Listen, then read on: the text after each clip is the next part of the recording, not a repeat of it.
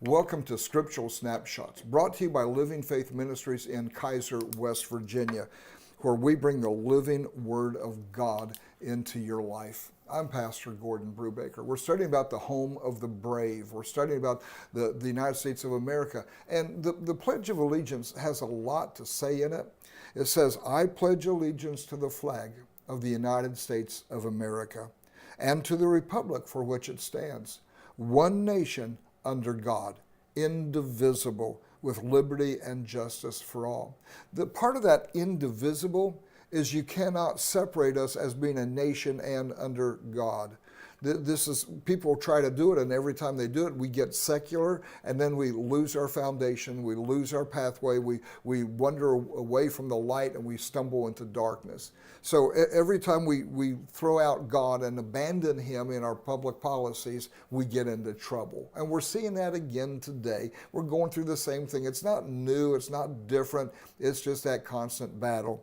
You know, we've been looking at a lot of old people. We've been looking at the founding fathers. We've been quoting things that they said about America, about restoring the sovereign and all these things. But I want to give you a modern quote. This is from 1966. I know it's still 70-some years old, but Justice William Douglas said this from the U.S. Supreme Court. He said, talking about the Pledge of Allegiance, this pledge attests what has been true about America from the beginning. Faith in the transcendent sovereign God was in the public philosophy. The American consensus. America's story opened with the first words of the Bible.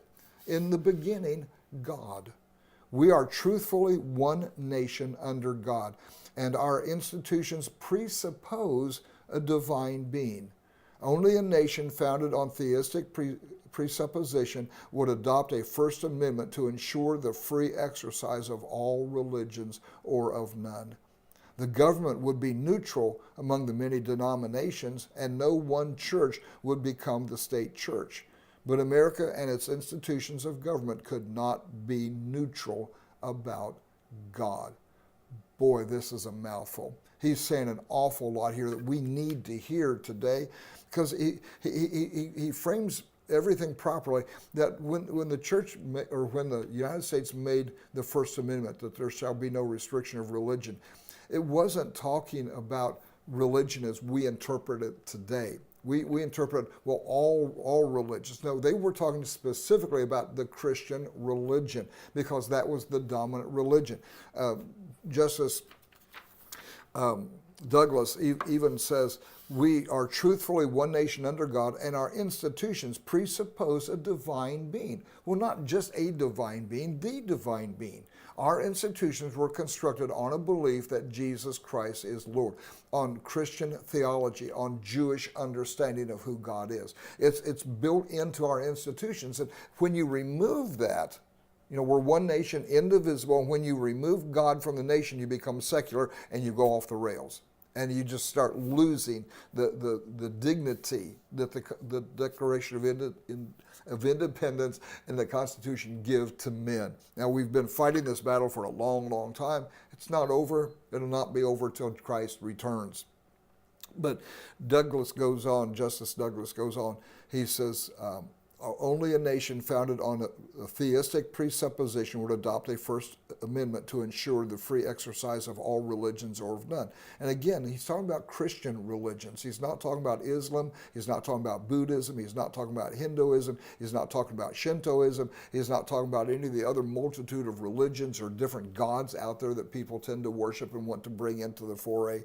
He's talking about Christian religions. He said the government would be neutral among the many denominations, which tells you it's Christian. He said we're not going to choose between Catholic or Protestant or Presbyterian or Episcopal or Baptist or Charismatic or non-denominational. We're not going to pick out one denomination and say, well, this is the denomination of the United States. He says no one church would become the state church. But America and its institutions of government could not be neutral about God. And see, this is where we're missing it today. A lot of people want to be free. They want to be neutral about God. And you can't. You can't be neutral about God. You've got to take a stand. You've got to say, I believe in God, or you've opened up Pandora's box now to where we have no definition of God. You have no definition, no foundation of morality, of faith, of truth, because everyone sits under their own tree because there is no king, and everyone does what they want to do because it's right in their own eyes. But if our institutions are founded on Jesus Christ and a presupposition that Jesus is the Lord, then everything has got to revolve around God and what God says. We are to nail the cross above the flag and serve Christ first and the nation second. I'm Pastor Gordon Brubaker. God bless you.